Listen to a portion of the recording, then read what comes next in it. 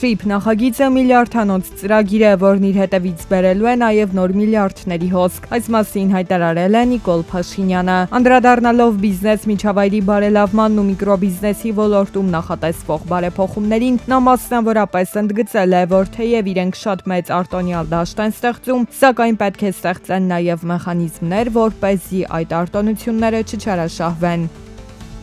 Հայաստանում աշխատանքներ են տարվում տեղական պտուղ բանջարեղենի դեպի Հունաստան արտահանման ուղղությամբ, հայտարարել են էկոնոմիկայի նախարարությունից։ Հիշեցնենք, Ռոսել Խոզնաձորը ժամանակավոր սահմանափակումներ է մտցրել Հայաստանից մի շարք արտադրանքի ներմուծման վրա, որպես պատճառ նշելով ԵԱՏՄ-ի և Ռուսաստանի բուսասանիտարական պահանջների հաճախակի դարձած խախտումները։ Ռուսաստանից Ադրբեջանի տարածքով դեպի Հայաստան իրականացվել է ևս մեկ տարանցիկ բեռնափոխադրում երկաթուղու միջոցով։ Բիլաջարի կայարանից հունիսի 9-ին ուղարկվել է 12 վագոն պարարտանյութ, 828 տոննա ընդհանուր քաշով և 6 վագոն ածուխ, 414 տոննա ընդհանուր քաշով։ Մինչ օրս Ադրբեջանի տարածքով Ռուսաստանից Հայաստան տեղափոխվել է ավելի քան 29,000 տոննա հացահատիկ, ավելի քան 6,000 տոննա պարարտանյութ, 133 տոննա ալյումին և 68 տոննա հնդկաձավար։ Ագարակ մաքսային անցման կետում Իրանից մուտք գործած բեռնատարի մաքսային զննության արդյունքում մաքսային ծառայողները տրանսպորտային միջոցի վարորդի խցիկից հայտնաբերել են չհայտարարագրված բնական մազեր։ Խցիկում առկա բարձերի միջից հայտնաբերվել են 143 կապ բնական մազեր, 26 կիլոգրամ քաշով։ Ոչ օրինական ճանապարհով բնական մազերի ներմուծման փորձը կանխվել է, իսկ հայտնաբերվածը առգրավվել։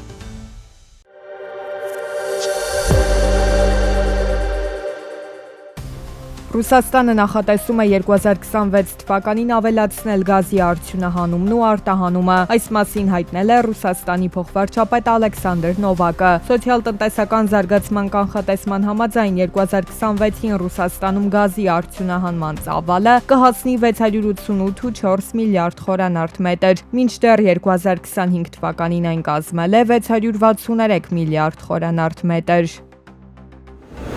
Եվրագոտու երկրներում ավտոմոբիլային վառելիքի վաճառքը նվազել է մինչև 2023 թվականից ի վեր նվազագույն մակարդակը։ Պատճառը բենզինի գների աճն է։ Գերմանիայում, Նորվեգիայում և Ավստրիայում վաճառքի երկնիշ անկում է արձանագրվել։ Մեծ Բրիտանիայում ցուցանիշը նվազել է 10%-ով։ Ստեղծված իրավիճակի պատճառով եվրոպական կառավարությունները ավելի քան 11 միլիարդ եվրո են հատկացրել գների կարգավորմանն ուղղված միջոցառումների համար։ Դեպի Դուբայ և հակառակ ուղղությամբ թռիչքներ նախատեսող ուղևորներն ամբողջ աշխարհում բախվել են չվացուցակների աննախադեպ և մասշտաբային փոփոխությունների։ Մի շարք առաջատար միջազգային ավիաընկերություններ որոշում են ընդունել դադարեցնել չեղարկել կամ հետաձգել չվերթերի վերսկսումը Մերձավոր Արևելքում չդադարող լարվածության պատճառով։ Դեպի Դուբայ և Մերձավոր Արևելքի այլ առանցքային քաղաքներ որոշ երթուղիներով թռիչքները դադարեցված են ընդհուպ մինչև օգոստոս, սեպտեմբեր և հոկտեմբերի վերջ։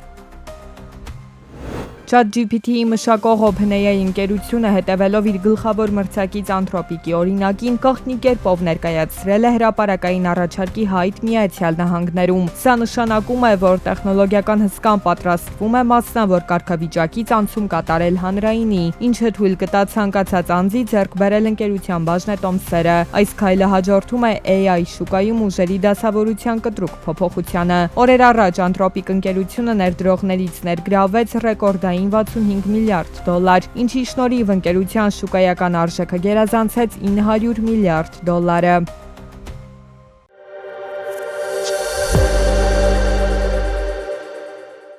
105.7 միլիարդ դրամ։ Նախորդ տարի հենց այսքան գումար է ծախսել ներքին գործերի նախարարությունը ֆինանսների նախարարության պլանավորած 108 միլիարդ 813 միլիոն դրամից։ Կատարողականը կազմել է 97.2 միլիարդ դրամ։ Փաստացի նախապես հատկացված գումարից չի ծախսվել 7 միլիարդ 650 միլիոն դրամը։ 108.8 միլիարդ դրամը ներքին գործերի նախարարությանը տրվել էր բյուջետային հատկացումներով, բայց օրենքով չարգելված, այսպես այսպես ասած այլ աղբյուրներից եւս ֆինանսական ներդրումներ են իրականացվում։ Օրինակ, կիբերլաբորատորիաների ստեղծման համար մոտ $1 միլիոն չափով ներդրում է կատարվել, ինչն էլ նպաստել է, որ թմրամիջոցների ապօրինի շրջանառության առավել շատ դեպքեր բացահայտվեն։ 2025 թվականին ընդհանուր առմամբ հայտնաբերվել եւ ապօրինի շրջանառությունից դուրս է բերվել շուրջ 768 կիլոգրամ տարբեր տեսակի թմրամիջոց։ Այս ցուցանիշը 80%-ով ավելի է 2024 թվականի արդյունքներից։ Այս ուղղությամբ մենք հստակ ռազմավարական մոտեցում ունենք, որ անհրաժեշտ է կենտրոնանալ ներմուծման եւ արտադրության վրա, որտեղ այլ կարծես թե ցակումնաբանություն կամ աղբյուր չի կարող ունենա թմրանյութը, դա կամ պետքա բերվի Հայաստանի Հանրապետություն, կամ պետքա արտադրվի։ Եվ այս պարագայում, այո, մենք կարող է հաջորդի, օրինակ, այս տարվա մեջ կամ մյուս տարվա մեջ տեսնենք դեպքերի նվազում, բայց խմբականակի, այսինքն քանակի թմրանյութի աճ։ Կպնել գրպանին առանց կոմպրոմիսի։ Նիստերի սրահում նման առաջարկ հնչեց։ Քարսիտ չունենալու համար վարորդներին լուրջ ֆինանսական պատասխանատվության են ցանկանում ենթարկել։ Այս տարի մեքենայում երեխաների համար նախատեսված հատուկ նստատեղերի բացակայության մասով արդեն իսկ կազմվել է մոտ 5500 վարչական արձանագրություն։ Անցած տարվա համեմատ մենք կրկնակի ավել ենք կազմել քարսիտ չունենալու դեպքերը, այսինքն վարչարությունը խստացվել է, բայց ելի պետք է կրկնվեմ, եթե այն իրավախախտումներն են, որ իրականում մարդու գիտակցության մեջ, որպես դա պետք է